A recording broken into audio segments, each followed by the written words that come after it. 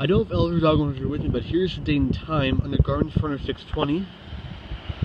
In this video, we're going to demonstrate this pedestrian crosswalk signal. So, a lot of places nowadays have these, and what you do is basically you push a button down there, and these lights, it activates these lights to warn other cars that there's someone crossing. So, that's what we're going to do right now. So after this car passes here, we are going to walk across the street and demonstrate. So I'm going to push this, and these lights light up. It's one of the cars someone's crossing, and that in the case I'm the one that's crossing.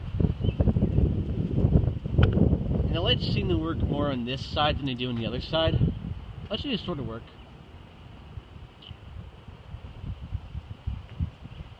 And they go off for a while. I think eventually they'll shut off, but yeah, that's basically how these systems work. And I believe up there's a control box or something to control it.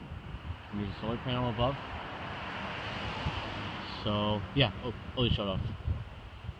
So yeah, that's how these pedestrian systems work. So that's gonna be it, guys. Hope you enjoyed.